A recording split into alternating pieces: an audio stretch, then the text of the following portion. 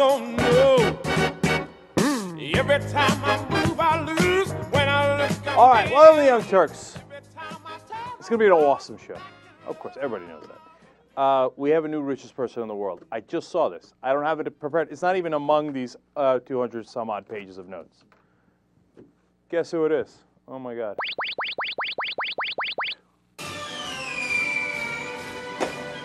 I'm not really sure because this damn thing won't open up. But I'm telling you why I'm playing that in a second. Everybody be cool. Yeah, there it is. That's what I thought so. The new richest person in the world? Mexican. Carlos Slim Haywood takes the #1 spot. Just snatches it from Bill Gates and Warren Buffett. Oh, it's a sad day. They're number 2 and 3 now. Jesus, how proud do you feel on a day like today? I couldn't hear with the thunderous fireworks. I just heard Mexican. Yeah, world's richest man now, Mexican. That's right. I think it should trickle down to me at any moment now. Yeah, what happened to trickle down? So I guess should I get my 2 weeks now, or because I mean? Oh, because it's over, right? It's over, I guess. Yeah, because that's what happened when Bill Gates became #1. He just started spreading it to white people. So Carlos Slim, the new champion of the world, #1 richest man in the world. So next time you come into a stereotype of, oh yeah, Mexico's, oh that's interesting. Do you know who the richest guy in the world is? Well, you might want to look into it. All right, there you go, there you go. JR, when are black folks going to step up? I mean, come on. Well, it's obvious, we have to get reparations. Oh, now you're talking about reparations. Well, I thought that was going to happen under Obama. What happened? Why didn't we get that? He turned his back on us, man. He's going to that white side. What happened to Obama's America? There's nothing. Actually, I hear so much about. It's quite obvious. Uh-huh. It's just a handout to another minority. That's how I became rich. Oh, those unemployment benefits and welfare, they get people rich. They make people rich. And I hear that's how Carlos Slim built it up. I think JR nailed it, Just a lot of unemployment benefits. And Dave, you got to be embarrassed here now that we're talking ethnicities, okay? I mean, where are the Jews? I thought they were supposed to be rich. They're nowhere near the top 10. I don't get it. This is a topsy-turvy world. Okay. So now, look, you want to talk about topsy-turvy, ridiculous things. We got Eric Massa coming up for you in a second. But we got more racial issues on this show. So I wanted to promise to you. We have a black Barbie controversy. Come on. Who has more fun than us on this show? Okay. Well, on this show, no one else has more fun than us. But I'm saying in the world. Okay. Casper's going to come in later. We're going to talk about that. I have a lot to say about that controversy. Are you surprised? All right. And then, man, yeah, you know how it goes. Look, Obama pissed me off again today. Not him, but his administration. But on the other hand, is that blue I see. There's a couple of things going on in Congress right now that are encouraging. I've been burned so many times. I'm badly burned. Somebody help me. That it's hard to get encouraged. But I'm going to give it a shot later in the program. All right, now, let's start with fun right away. Look, I've been grumbling and hemming and hawing about this for the last couple of days. Eric Massa stepping down, congressman from New York. And somebody tweeted out or emailed me or something saying, Jake, what are you all bothered about Eric Massa for, man? All right, throw the guy under the bus and let's move on, right? Now, it's because we had him on the show a million times, and he looked like a real progressive, and he looked like he wasn't a corporate sellout, and I got all excited, right? I saw a little blue, you know what I'm saying? I thought maybe there is a bomb. And it turns out Eric's putting on a different kind of bomb. So yesterday, I already told you, he had this crazy performance on Glenn Beck's program. Then he went on Larry King. The Larry King thing is, I think, just phenomenal. But let's start with Glenn Beck. Somebody put together a compilation of all the crazy moments from the hour-long interview on Glenn Beck's program. Let's go to that first, clip number 3. Everyone had too much to drink. There were 300 people there. I grabbed a guy. I groped a male staffer. Yeah, I did. Not only did I grope him, I tickled him until he couldn't breathe, and then 4 guys jumped on top of me. I was fondling a cat. Tickle fight. I don't know what tickle fights in the tickle fights. Tickle fight. Tickle fight? It's like an orgy in Caligula. All right. blood shoot out of my eyes. Okay, you're a fireman coming out. Firemen keep running out, but they won't say, over here, bring a hose over here. And we're standing with hoses, arm twisting. Arm twisting. Arm twisting. Arm twisting. My arm has been twisted 17 times this Sunday. Have you met Charlie Rangel? He poked his finger in my chest while I was taking a shower. It's called whipping. It's the whole schmazole. Put you in a meat grinder. Okay, this ain't exactly a Dunkin' Donut fest. No, come on, that was great, man. I wish I had the person who had that edited out. I'm sorry I don't have his name. That was awesome. Okay, that was the whole schnozzle or whatever that was. You know, Time Magazine wrote about this interview, and they said, you know what? For the first time ever, Glenn Beck was outdone. He didn't know how to react because for the first time, he was interviewing someone crazier than him. Okay. He kept getting dumbfounded and was like silent and didn't know what to say because this guy said, oh yeah, I held him. No, I tickled him. I tickled him. Oh, for Christ's sake. All right. And then by the end, I told you yesterday, Glenn Beck comes out and says, I'm sorry. I have wasted an hour of your life. And then he said, this is the first time I've ever wasted an hour of your life. And I thought, wrong again, Bob. You guys remember the Wrong Again, Bob story? I love that. I think of that so often. Ben's dad, Frank Mankiewicz, was working at a PR shop at that point. He used to, you know, everybody knows, he used to be campaign manager for McGovern. Everybody knows this. And press secretary for Bobby Kennedy. Anyway, so he's working at a PR firm later when Oliver Stone's movie comes out, JFK. And Ben's dad is representing that movie. And Bob Novak, of course, used to be conservative commentator and never really liked Frank much and certainly didn't like Oliver Stone, and he had already written terrible things about the movie without seeing it. So then they're going to have a screening, and he tries to get into the screening. He sends a note, and they send a note back saying, I'm sorry, we're all full. He's like, what do you mean you're all full? I'm Bob Novak. I'm Bob Novak, bitch. Right? So they're like, I'm sorry, sir, there's just not enough room in the theater. And he's like, that's crazy. So at the time of the screening, they're in Washington. He goes down to the screening, and he says, all right, I'm here. And they're like, well, good for you, but I can't let you in. He says, I'm Bob Novak. He's like, I know the guy running this. It's Frank Mankiewicz. Go tell Frank Bob's at the door, okay? And they say, okay. So then Frank comes out, and Novak says to him, Frank, all right, you got to let me in this movie. And Frank's like, nah, sorry. Just ran out of seats. And Novak looks at him and says, Frank, I thought you were smarter than this. And Ben's dad says, wrong again, Bob. That's exactly what I thought when Beck said at the end. This is the first time I wasted an hour of your life. You know, there's a Twitter petition on by one of our listeners. I think it's Rev24 for us to stop covering Beck stories on the show. They say it's on Ackley. Just go ahead, sign it, have some fun. Speaking of petitions and Twitters and all that stuff, are you kidding me? Later in this program, we're going to tell you about a new tweet bomb that's we're going to explode. All right, FBI, calm down. Tweet bomb, okay?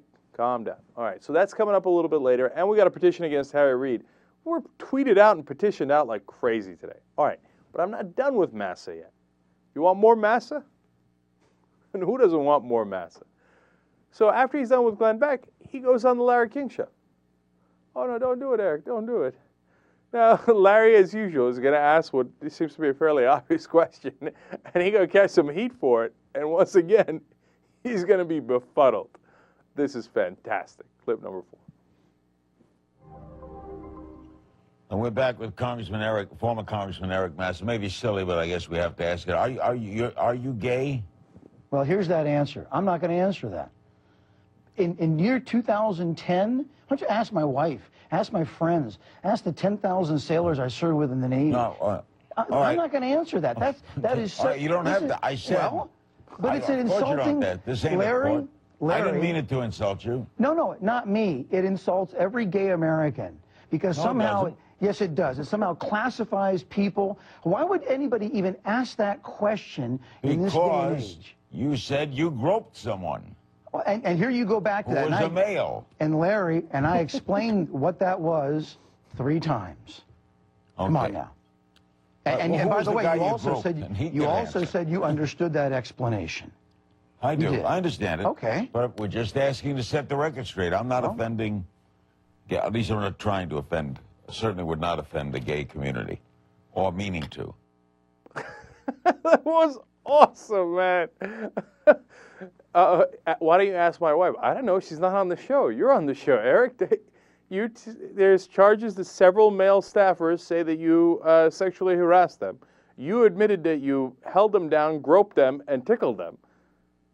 Are you gay is only the most natural question in the world. Why would I go to your house and ask your wife? You're right here. Why don't I ask you? She probably doesn't know either way. You're the one holding down the guys and tickling them. Okay, look, ain't nothing wrong with it. Just come out and say it. But the most disingenuous part, and where Massa lost me completely, was this offends the entire gay community. Why? Gay people don't think there's anything wrong with being gay. If you are, just say it. Why does it offend the gay community? Oh, what a weak-ass cover that is. And then, by the way, he said, why don't you ask the 10,000 sailors that I serve with? I wouldn't go there.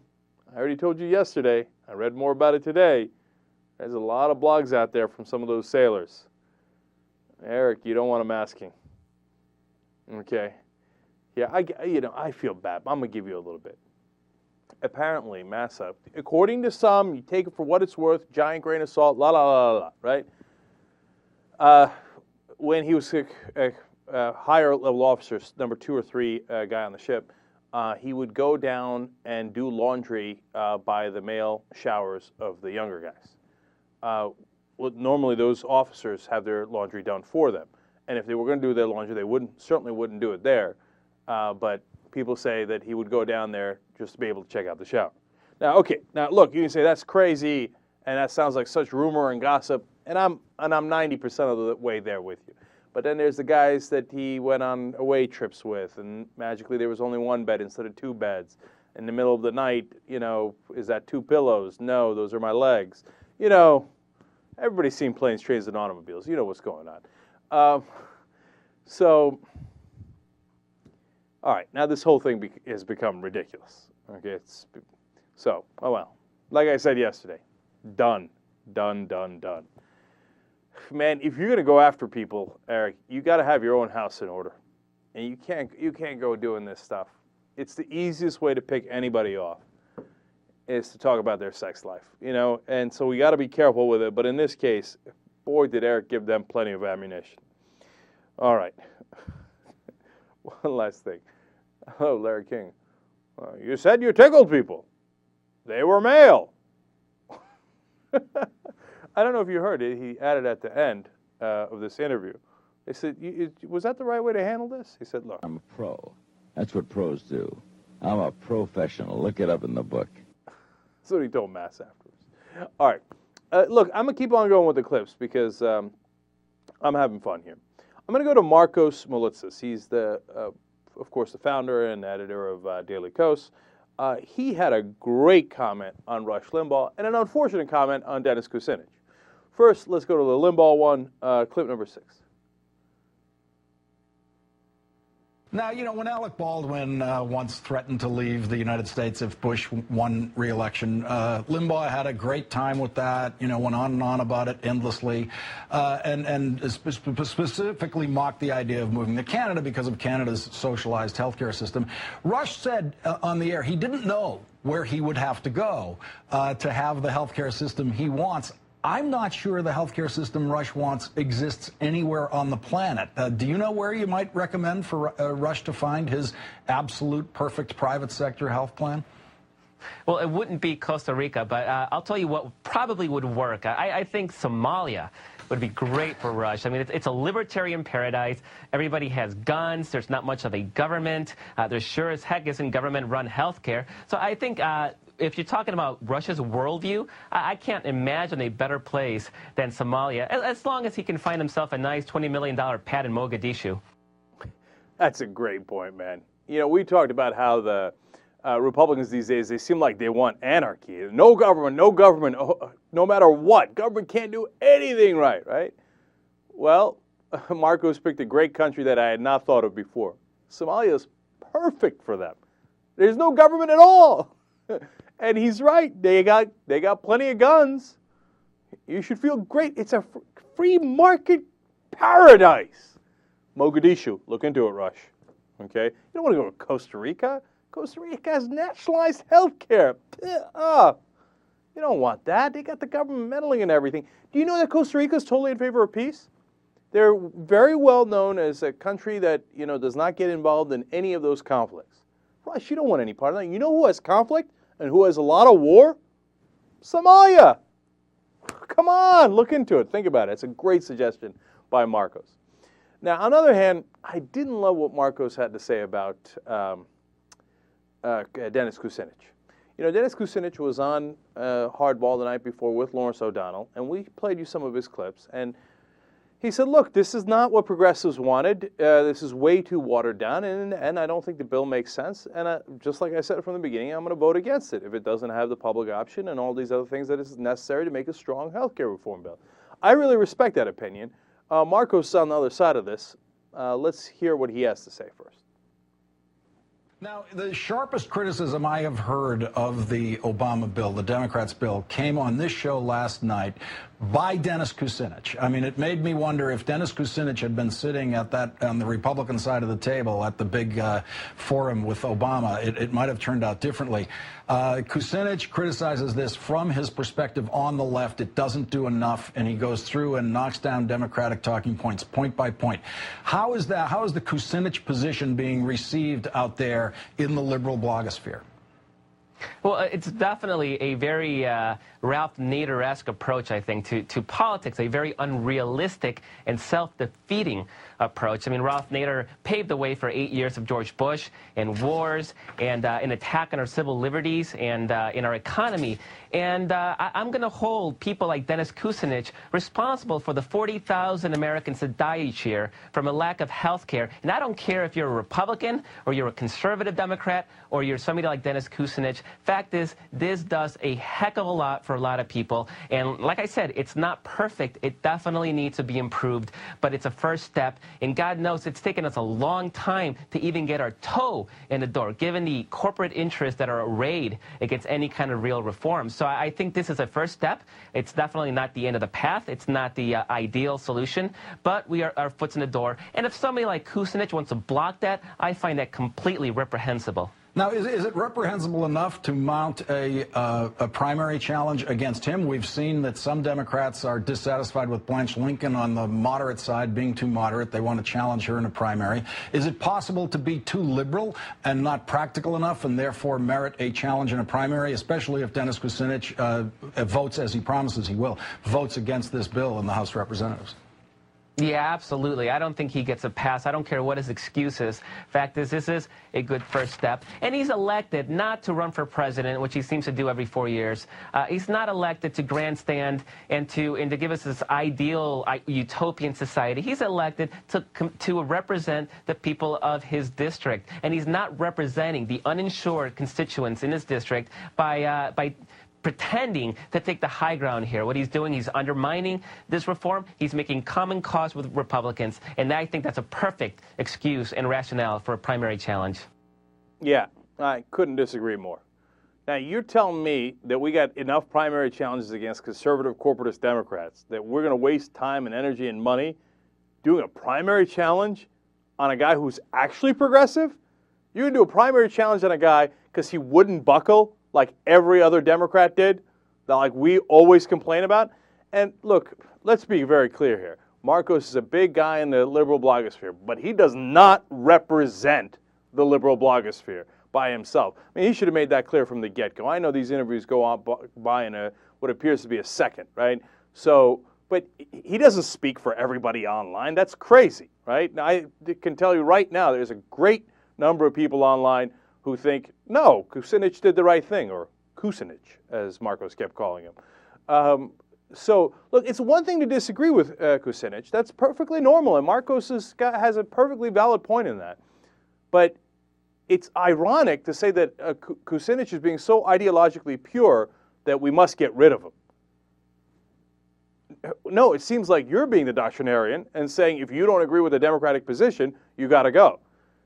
Look, and sometimes I see this on Daily Kos, I'll be honest with you. I think it's a great forum, and I've had great conversations there. I've quoted people from there all the time, right? But sometimes you get people who will defend a Democratic position no matter what. That's fine, but that's not my cup of tea, and I don't think it's for a lot of people. I think if you're going to be a progressive, great, be a progressive. But if you're just going to do whatever the Democratic Party leadership tells you to do, that's not for me, man. I think going after Kucinich would be an enormous waste of time. And, by the way, send a completely wrong message. That if you dare have actual progressive principles and stick to them, that even the people online will turn against you and try to do primary. What are we talking to, Rahm Emanuel? Hell no. Hell no, man. So I'm not buying any of this. Talk about how he's Nader or how the liberal blogosphere is against him. Total nonsense. So, just to repeat, say disagreeing with Kucinich, that's totally fine, okay? Saying that Kucinich is, standing with the Republicans and needs to have a primary challenge, etc., and we got to get rid of Kucinich from the Democratic Party, couldn't be further from the truth. I think it's a terrible, terrible idea. All right, I'm pretty clear on that. All right, at some point in the show, by the way, I will get back to Daily Kos because last night Keith Olbermann wrote a blog post challenging Jesse Ventura and what he said on our show. Because I had written there about how Ventura said MSNBC tried to shut him up. And in one of the lines that Ventura had was, well, remember when Keith Olbermann was conservative on MSNBC? And Olbermann did not take kindly to that. All right, we will discuss his response a little bit later. Young Turks. Don't you forget it, man. That's what we're all about. We're the Young Turks. I just got an email from an old hot intern. Shh, don't tell my wife. Paola. I used to work with her in Miami. She reminded me that apparently I owe her $1. I didn't remember this. She says that we bet. She said that I was going to be huge on TV. I don't think I really owe her the $1. I don't think I'm really huge on TV at this point. But God bless her for thinking so. But anyway, I don't know. I mean, by the way, how hot does Paola sound? She was a model from Italy. Those are the kind of interns you get in television stations in Miami. We were on South Beach. Oh, those were the times. Oh, Paola. I'm just playing. I'm playing, all right? Everybody calm down. Kind of. All right. Now, we got a lot of fun things. Keith Olbermann is getting at me, okay? So that's, controversy. We're going to talk about that in a second. But first, we have a new campaign on the Young Turks. Isn't it fun? We always have new campaigns. Now, here's the situation. This week on ABC, Sunday talk show, George Stephanopoulos used to be the host. They're looking for a new host. So what they're doing is basically tryouts. They're trying different people, some ABC News reporters and some people who are not ABC News reporters. Last week, they did Matthew Dowd.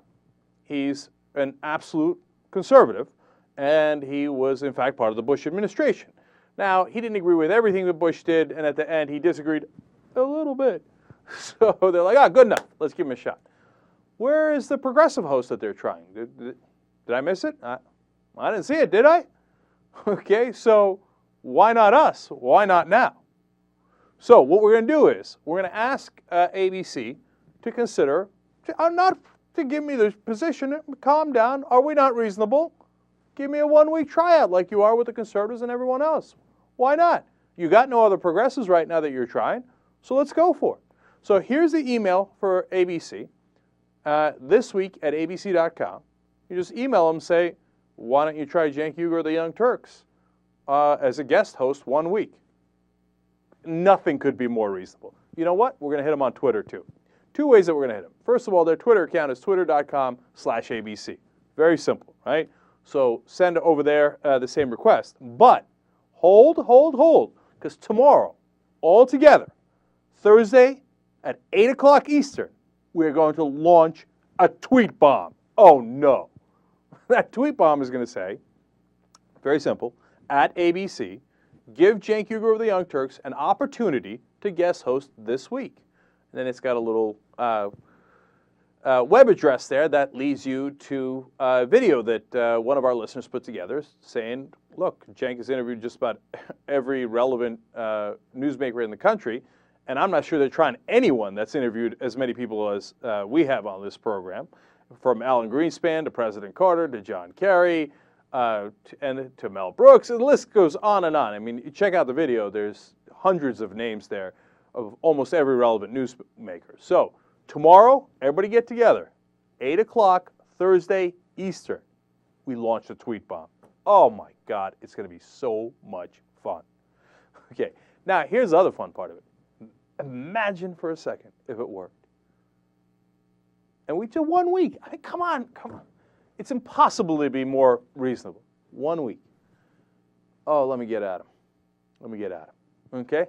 Look, I've already interviewed all these guys before. Let's do it on a national stage. Give it a shot. ABC, what can you lose? What, you're only going to try conservatives and not progressives? That doesn't seem very fair, does it? Think about it. All right, let's make it happen. All right, now point number 2. I also want to keep going after Harry Reid. We did a tweet bomb on Harry Reid a little while ago, about 10 days ago or so. Now what I want to do is something that's a little longer. Ackley has these petitions where you can actually go and petition, and you could add to that petition all the time, saying what we asked of him about 10 days ago, which is take the damn vote. Give us an up or down vote on the public option. Everybody keeps saying, oh, we don't have the votes, we don't have the votes. Well, let's find out. Take the damn vote and see what happens. So if you go to this address at Ackley, and it's very, very simple. It's act.ly/1s7. Boom. It's over already. act.ly/1s7. You go there and you'll see our petition. It's already there. All you got to do is retweet it. Everything's through Twitter these days. So ask Harry Reid, will you, for the love of God and all things that are holy and unholy, take the damn vote already? Take the vote on the public option, and then we'll find out if you got the votes or you don't have the votes. Remember, why they don't want to take the vote is because they don't want to put people on the record. They want to still, those Democrats, they want to hide and pretend they don't have the votes so they could tell their voters, oh, I'm on your side. Oh, well, if we had a vote, oh, I would definitely be for the public option. But as it is, of course not. We can't have the vote. And turns to the corporate America and goes, now give me the money. Okay, you see, I was on your side. I stopped the public option. The perfect example of that is today. Dick Durbin came out. You know how the progressives, the PCC, Democracy for America, et cetera, are collecting a number of senators who are for the public option? They're up to 41. They got Senator Bill Nelson of Florida, a conservative Democrat. Okay, well, that's a big get, right? So, like I told you, they're almost at some point they're going to get to over 50, and they're still not going to take the vote. You know why? Dick Durbin today said, well, look, even if we had the vote, I would encourage everyone, even though we're all in favor of it, to vote against it. But no, wait a minute, you can't do that. That's nuts. Okay, he's saying no because it would put the reconciliation in jeopardy, etc. So even though we all want to vote yes, even if we had the vote, we will vote no, or I'm encouraging people to vote no. Now, that's horse crap. What that says is I'm going to take the corporate money no matter what you do, okay? And I never, ever, ever wanted the public option, and I'm a liar. That's what it says. Final thing on this, it's so simple. If you're actually in favor of the public option, luckily, we live in a democracy, and there's a way to show that. If you're a senator, what you do is you take this thing called a vote, and then you vote yes. That lets everybody know you're in favor of that proposal. If you're against the proposal, you vote no. This is not rocket science. We're telling you something that's very, very simple. So take the damn vote and let's see which side you're on, because I think you're full of crap. You want to prove me wrong? Go for it. I'm in your face. What are you going to do about it? My guess is not a damn thing. All right. Now, speaking of getting in people's faces. So we had Jesse Ventura on the program a couple of days ago, and he came on here, and he's got his conspiracy theories, and, he's got his new book, American Conspiracies, etc. I avoided the whole 9/11 thing. We talked to him about that before. It's a headache, okay? So we got into his other conspiracies, one of which was about the media, or how the media is complicit in this. Now, I find that to be one of the most reasonable so-called conspiracies, and I've explained before on the show, it's not people getting together in a smoke-filled room. At least from my perspective, I don't see it that way. I think that the system selects the people who will play ball. If you don't play ball, you get moved out. If you do play ball, you get promoted. Okay, it's very simple, and that's a conspiracy that's fairly out in the open, if you will, right? And it's systemic. so that we had that conversation. But as part of that conversation, Ventura talked about how he was on. He got a contract from MSNBC after he stopped being the governor of Minnesota, and he said that once they found out that he was against the Iraq War, they said, "Okay, no, that's it. You don't have to do the show. We'll just keep paying you, but we got to shut you up so you don't go anti-war on our air." Right? Now, I posted that interview on Daily Kos, and guess who responded? Keith Olbermann. And Keith said, "Look, I was at MSNBC at the time, and that's not how it went down." That's very interesting. So, and of course, I trust both their perspectives. What I mean by that is I believe that Ventura actually thinks it went down like that, and I believe Olbermann thinks that it went down the way he says it. So let me tell you his side, and then you can decide. Olbermann says, "Look, I was there, and the show was a wreck, and Jesse's a great guest, but when you have him host a show, he just can't do it. And they tried to figure out different ways of accommodating him, maybe have another host in there who pitches the news to him, and then he responds to it, etc. And I know someone that was involved in that process. So I know that there's certainly at least a good deal of validity to at least the idea of that they had a co-host pitching the stories, etc. Right? And he says, so there was no great conspiracy. It's just Jesse wanted to do the show from Minneapolis, and it was going to cost an arm and a leg, and he wasn't very good at it, right? Okay, maybe. And then we got into a conversation back and forth on Daily Kos, and that's one of the great things about Daily Kos, that you can do that, right? And I responded, and I said, well, okay, how about the other things? How about Phil Donahue? How about Ashley Banfield? And Olbermann said, look, on Phil Donahue, he knows that Donahue says that, he was against the war, and that's why they had to take him off the air. Olbermann says, look, his show, yes, was the highest rated show at the time, but it wasn't that highly rated. But much more importantly, it cost a ton of money because it had a huge advertising budget. It had a studio audience that was live, and hence it was a much, much bigger budget and couldn't be justified.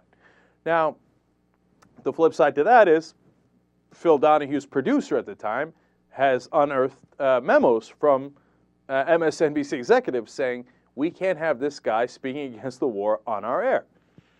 So that's a pretty damaging memo. And look, understand, in my opinion, there isn't a black and white here. It's not like one side is right and the other side is wrong. My guess is, as most things, it's a combination of factors, right? And then finally you get to Ashley Banfield. And Keith says, look, I was there at the time. Before she gave her now legendary speech against the Iraq War, they had already agreed that they were going to part ways from MSNBC, that her contract was not going to be renewed. Now, technically, they did not renew her contract after she gave the speech. But he says he personally had a conversation with her where she knew that it wasn't getting renewed. Okay, and again, both sides could have validity. But when I look at in the details, I trust that Olbermann is saying things that are, that are right from his perspective. I don't question what he's saying at all. And I mean, look, you remember why, too. Because Olbermann is the guy who turned MSNBC around. He's the one that did the special comments, and that is, and obviously a real progressive. I don't think he still works for MSNBC. Of course, he has a lot of loyalty to MSNBC, but understand all the factors and the biases that go into it.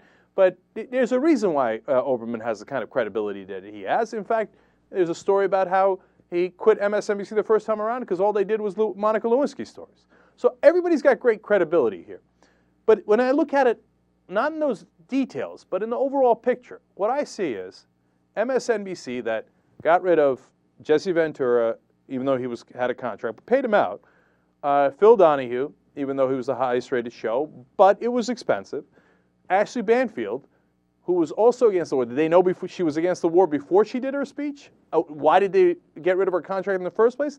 And then much more importantly for me, after she wanted to get out of the contract, be released and go somewhere else, why didn't they let her out of the contract? Why did she, now this is her side of it, why did they literally moved her office to a closet, she says. Why did they do that? So when you put all this together, what I get is and by the way, the guys that they hired is Michael Savage. So on the other hand, they also hired Keith Olbermann, who wound up being a very strong progressive. Now, having said all that, look, the bottom line for me is, did MSNBC want to go further right at that point? Did they want to try to compete with Fox News by trying to be more conservative? Absolutely. I mean, look, as much as I respect everybody's perspective on it, you'd have to be blind not to see that. And I don't think even Oberman really doubts that. And he said at one point in one of the responses, he said, well, look, obviously MSNBC was going further right? So I think almost everybody can agree to that. I guess the question is, did that cause them to end all those contracts or to not put those people on air? Given the memos, given the situation, I think it was at least partly responsible for that. I mean, it's a lot of coincidences that add up to that. Now, as you know, as not just luck would have it, but as Oberman would have it, they wound up turning their primetime progressive anyway. Their morning is not, their news is not, but their primetime is. So it wound up being okay. But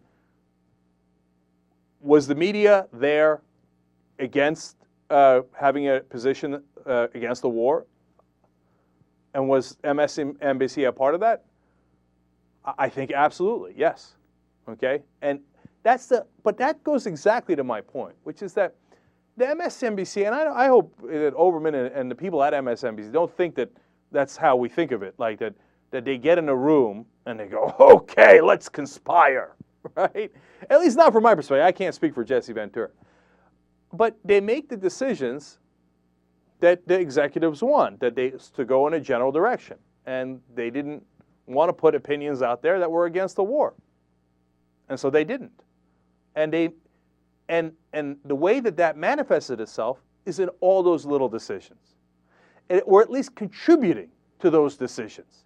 And then the final product was a media, including MSNBC, that did not speak out against the war. There is no disputing that. And that was a gross failure of the media. And not just in not presenting, it wasn't the media's job to say, hey, we're against the war, but to at least present that perspective. And the second failure, which I think is even larger, is to present the truth. Because remember, when we went to the Iraq War, 69% of Americans thought that Saddam Hussein was personally responsible for 9/11. Now, who's responsible for getting the American people information? The press. They failed terribly at that job.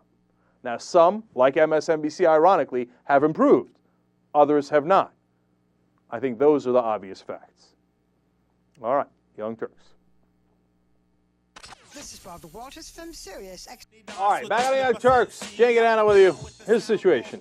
Before we do any more stories, I want to go back to two things. One, you know what? I've been thinking about Brooklyn's Finest. You know how we did that What the Flick review? If you guys didn't catch it, it's What the Flick show on YouTube. You can see it. Or on our website. You just click What the Flick. Just calm down.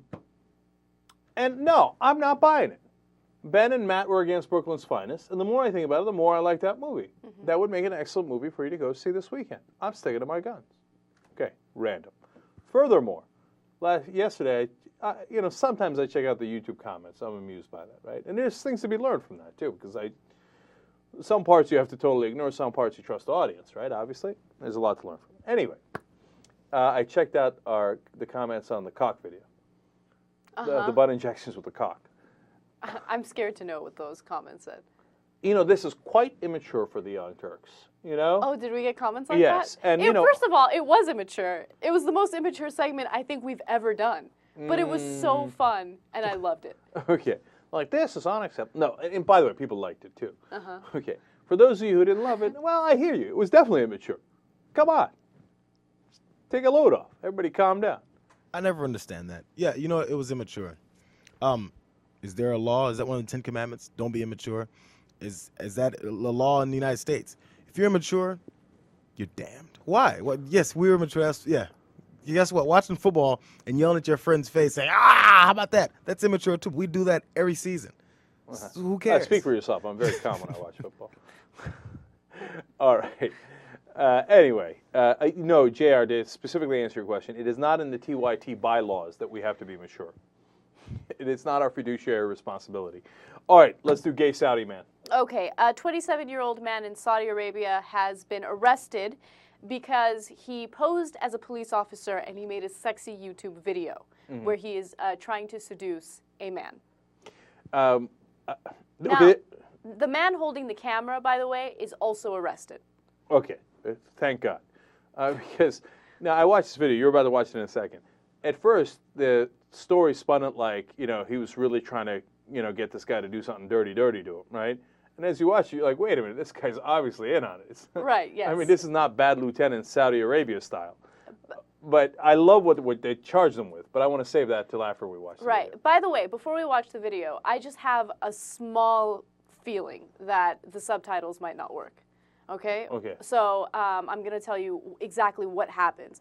So the policeman, right? What, the subtitles do work? Are you sure? Yes. Okay, let's do it.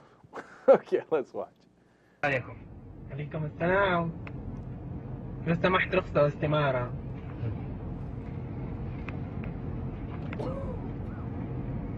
هذه منتهية. لا مو منتهية. ليش ما جددتها؟ قل لي بساعة دحين. ما هي منتهية. ايه؟ ما هي منتهية. الا. لا ما هي منتهية. إذا أديك أنا قسيمة. لا لا تعطيني قسيمة.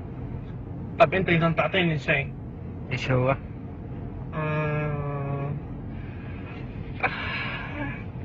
أنا أبغى حاجة، إيش تبغى تعطيني أنت؟ حتعطيني ولا أقتلك بالمسدس؟ لا بعطيك. حتعطيني ولا أقتلك بالمسدس؟ لا بعطيكي. إيش حتعطيني؟ إيش تبغى نعطيكي؟ أبغاك تريحني.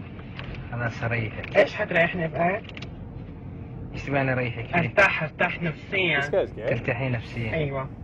يلا؟ يلا.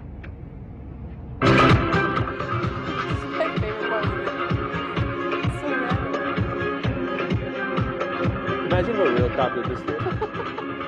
Just turns on some random techno music. And starts dancing like this, asking you to comfort him. And if it was in Saudi Arabia, how scared would you be? I would be mortified. Let alone this action right here. You go get him, gay Saudi man.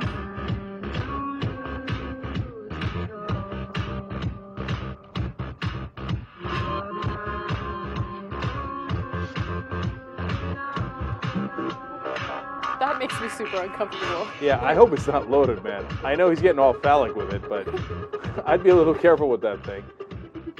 Be careful where you're pointing.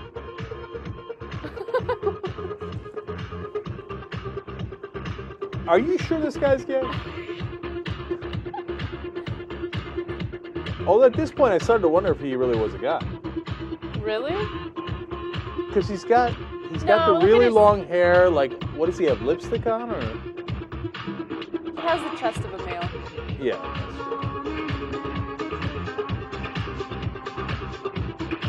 He's really into it. He might be on ecstasy. He's on something, man. He's loving this. He's digging this, man. This whole gay Arab cop routine he's got going on is an enormous turn on for him. That's what's happening. I wonder what the facial expression is of the guy who's holding the camera. He seems to be encouraging. That's the sense I get. And then this part. I'm telling you, this guy would be transgender, given the opportunity, okay? Because, I mean, you know what I'm saying? Lipstick, long hair with the thing of the cupping of the breasts. Okay, anyway. Now, here's unfortunately where the story takes a tragic turn. Everybody's having fun, right? But this winds up being a huge hit for understandable reasons. Gets spread all over the internet. And the Saudi government is none too pleased. So, Anna, what do they charge him with? Okay, so he is facing 3 charges. One is for homosexuality, because homosexuality is not allowed in Saudi Arabia. Also, for general security, that's his second charge. And his third charge is for impersonating a police officer. Okay, first of all, isn't the order reversed? Shouldn't the first and most serious charge be impersonating a police officer, and then general security, and then, okay, you're gay, right? They're like, no, he's pretending to be a cop. Who cares? First, he's gay, all right, and then all this other stuff. Second of all, who's he pretending to be a cop for? His buddy who's filming and they're all having a good time, right? You're not really impersonating a cop, okay? I mean, what are you going to do, arrest people for impersonating a naughty nurse? Like, oh, you know what? It turns out she was not a naughty nurse. She was just dressing up that way. Okay. Now, having said all this, you know how Saudi Arabia is, and that's the problem I have with the government of Saudi Arabia. And then you look at the guy in the video, right? And you're telling me, the conservatives out there, whether they're Saudi conservatives or American conservatives, really, being gay is not natural? That guy chose to be gay? No, seriously, you watch that video and you tell me, oh no, he made an active choice to be gay. That's not his natural personality. Okay, I mean, I don't know, can you do that? If you're a right-winger out there, are you like, oh yeah, I had this great idea. okay? Strip down and then pinch my nipple and, you know, I go to work. Come on, that dude is gay. And so that's for all the right-wingers all across the world, and then specifically for Saudi Arabia. What are you going to do? What are you going to do, man? I mean, he's born that way. What are you going to do? They're going to give him 1,000 lashes and throw him in jail. 1,000 lashes. That's what they're going to do. Jesus, man. Sorry. I don't think that's going to work in Saudi Arabia, where I'm like, come on, Jesus. Anyway, look, we've gone over this 100 times, but it's absolutely and totally unacceptable. Let people be who they are. You give them 1,000 lashes, ain't going to change them anyway. Okay? You think what, it's going to turn them straight? No. That's why the rigid application of dogma, no matter what religion it is or what culture it is always stupid and unacceptable. Because that you apply laws that don't make sense for everybody without thinking about it. Okay? And they're old, ancient laws that are not for these times and that are not reasonable, logical, or acceptable. You think I'm going to get through? Can you imagine? They watch this on YouTube, and the Saudis are like, well, I didn't consider that. That is a good point. Maybe we let him go. Probably not. Probably not. But nonetheless, I'm going to keep making that argument against the Saudi government and see how it turns out. All right. What's next? 33-year-old Amy Beck is a teacher in Burbank, California, and she has recently gone forward to the authorities and told them that she had sex with a 14-year-old male student. She says that she felt extremely guilty about the affair. Whoa, whoa, whoa, whoa, whoa. Wait a minute, wait a minute, wait a minute, wait a minute. Wait a minute! Come on, man. She's really hot. Okay, I don't mean she's really hot for a celebrity. I mean, for a teacher? I mean, that's the teacher that's going to come seduce you? I know I'm a bad guy and I denounce and reject myself. But man, if that teacher had come to me when I was 14 or 15, oh, and you told me, look, you're going to get that or you're going to win the lottery. I said, I don't need the money. I already got a bike. I already got a black and white TV back in the day. I'm all set. I watch the Yankees. I'm fine. I'll take that in a second. Oh, man, what a win that would have been. I mean, I didn't know it back at the time, but I still would have wrote on the chalkboard, FTW. Okay. Oh. Now, I hear this is a crime. Go ahead. Okay, so she faces up to 7 years in jail. Oh, let her go. Let her go. Let her go. Let her go. Let her go. I mean, we've had this conversation a million times before. The only reason why I wanted to talk about this story is because she's in my hood. Oh, she's from Burbank. Yeah, she's in Burbank, California, which is in the Valley. Hey, hey. I hear you. Yeah, that's the only reason why I want to talk about this. But we've done similar stories before. Cenk always has the same reaction. Oh my God, the teacher is so sexy. Like, let her go. Let her go. But if let her go. Let her come. But if it was a male teacher and a female student, it's like, oh, lock his ass up. It's not fair to have that double standard. And look, do I think she should be in jail for 7 years? Absolutely not. That's the most ridiculous sentence. Can I offer ever. a compromise? First of all, look, I've already denounced and rejected myself. I know I'm the bad guy and I know I'm wrong. Okay, so that's on the record. Now, having said that, let's compromise here. How about the principal calls her into his office and says, "You've been a bad girl, all right. a naughty girl." We can't seriously discuss this topic, Cenk. What? Because look at you. What? I'm trying to negotiate a compromise. You've been a dirty, naughty girl. Okay. Now stop it. Cut it out. Don't do that again. All right, look, in all seriousness, you know, in reality, of course you have to fire her. You can't sleep with the kids, and the kid's 14. What are you doing? And I tell you, it's an epidemic. It's crazy, right? So you got to fire her. 7 years in prison. 7 years in prison for making some kid's dream come true. It ain't right. It ain't American. Okay, do I have a double standard? Absolutely. I hope to stick to this double standard for the rest of my life. Look, I'm allowed to be a little irrational. Why do I have to be rational and logical about everything? I'm logical on 99% of the other stuff. I see this girl, and I can't help but say, let her go! Let her go! Final thing on this. Do you know what the school mascot is? The cougar. Not kidding. But is she considered a cougar? She's 33. That's not a cougar. I don't know. She doesn't look old enough to be a cougar at the same time. You're the worst. And then every time with these two, I think, dude, just go grab an 18-year-old. Make his day. Go to the local frat. Go to the mall. Grab a 19-year-old. What are you going to 14-year-olds for? And her husband's a cop, by the way. What's that? What was that? Whore. No, that's not right. That's not right. Do it again. Do it again. Whore. Whore. No. Wrong. I just love that thing. By the way, and then as with all these stories again, I feel so sick about her husband. Her husband's a cop. And, I mean, he could be anything, but still, he's like, oh, man. You think they razz him? Like, it's almost too painful to razz him. I hope they don't razz him. That sucks. They won't for a while, but behind his back, they'll make jokes. It's too soon. It's Too soon. But a couple of years from now, oh, those jokes are going to fly, man. Mm-hmm. All right, anyway. Man, is she hot. She's around here, huh? Interesting. She's going to be locked up for a while, though, so. Before she does, maybe she should come on set and do an interview. Maybe. Think about it. Okay, let's go to the next story. Really? All right, I'm playing. Go ahead.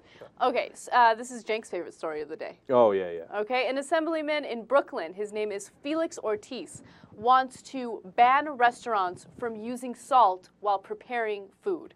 Okay. Oh, hell no. Hell no. Immediate decision. It's not even close. No, Anna, you were right. Okay? Yesterday, I was not pissed enough about the tax and the Coke and pizza tax. Okay? And you said slippery slope. And this thing could get bigger and bigger, right? I should have drawn the line. I was tough on it, but not as tough as you were, and I should have been tougher, okay? Because Ortiz, I'm coming for you, okay? I'm drawing the line right here. Well, what? I can't put salt in my food? Get the fuck out of my food. I know, seriously. No, this has been a very tough week for foodies. Because, no, think about the foodies all across America. I mean, if you look at the future of our country, we're going to have bland food. Yeah. That's all we're going to have, bland food. By the end, the only thing that won't be taxed more is tofu. Maybe like, here's some tofu. I don't have any salt, I don't have any sugar. Eat it. Oh, okay. Everything else is taxed like crazy. No. Too much government intervention. Okay? I mean, look, we're as lib as it gets, right? That's what I hear online. Okay? And we're saying too much government. Felix Ortiz, get the fuck out of my kitchen. Okay? No. Man, I'm worked up over this thing. How can you not, by the way, how do you not put any salt while preparing a food? Like, that doesn't make any sense. No. I know some people who, because of health conditions, you go to their house and there's no salt in it. Right, and you eat it, you're like, what is this? Okay, everything tastes like tofu. Okay, and nothing's got any taste. No. Can't have it, can't play with it, can't win with it. No, look, I confess, as you can tell, that I'm a saltaholic, right? Mm-hmm. But and my dad gets on me and everybody gets on me, right? But you know what? I like food, okay? And I want to be able to taste it, and it's part of the joy of life. And you don't get to decide what kind of food I eat. It is my personal choice. And if I'm going to die a little earlier because I'm eating too much food, that's my problem, not Felix Ortiz's problem. Right. No, get out of my kitchen. Get out. Scat. Go. All right. Very clear on this. All right. One more? Yes, let's do it. Okay. Apple is in a little argument with a German publisher. Okay, this German publisher is Springer, and they created an iPhone app that allows iPhone users to undress models on their phone. Okay, They just shake the phone and then clothes start flying off. There is an image right there of their application. There's no way that isn't fun. So it's fun, right? Except iPhone has a strict no nipple policy for their apps. Okay? Which I find interesting because the Android, which is basically Google's version of the iPhone, doesn't have any policy when it comes to nudity on applications. Oh, so you get an Android and then you sneak the nipples in there. You can have as many nipples as you want in Android. Okay, we're gonna nip out on the Android. See how that Google. See how you like that them apples. Now look, here's the thing. Google gets to ban whatever they like, right? And for example, YouTube, you're not allowed to show nips, right? There's a lot of people against nipples in this world. You know, it's not right, but it exists. So you got to deal with the rules as they are. So if I'm an app maker and I got this cool little app and you shake it in there and you see her tits, everybody's having fun. I put it everywhere else. What can I do? Now, there is a very, very legitimate complaint, though. They say, and this is the part that actually pisses me off, that Playboy and Sports Illustrated get to keep their apps on the iPhones, okay? But all the other smaller publishers, even if some of them are not showing the nip, right? Because I get the no nipple policy, but they're just showing lingerie or swimsuits or whatever, they get banned, Well, that's bullshit. That's not right at all. That's not enforcing the policy right. And that gives unfair advantage to the bigger, honestly, bigger corporations. And that's totally unacceptable. We don't get nip, and we don't get real true competition. I'm very much against this. Now, look, Apple is not the government, so they can make any law they like, or any rule that they like. But there should be a modicum of fairness. You want to appeal to your customers, right? So, come on. I know, it doesn't make any sense. They have the opportunity to make a lot more money. Not like Apple is struggling in any way, shape, or form, but porn sells, sex sells. Why not allow some nip in your applications? But even if you're not going to do the nip, at least be consistent in how you apply the rule, okay? Now, as it turns out, there's another company called MiKandi, M-I-K-A-N-D-I. My Candy? My Candy, what an idiot I am. Okay, MiKandi. What is this thing they call MiKandi? Okay, anyway, MiKandi that launched the first mobile store for porn. Oh, okay, see, everybody's a winner. Capitalism. See, sometimes capitalism doesn't work when it runs amok on Wall Street, and sometimes it works when it gives you porn apps. Okay, the upside of capitalism. All right, everybody's a winner. We'll be back.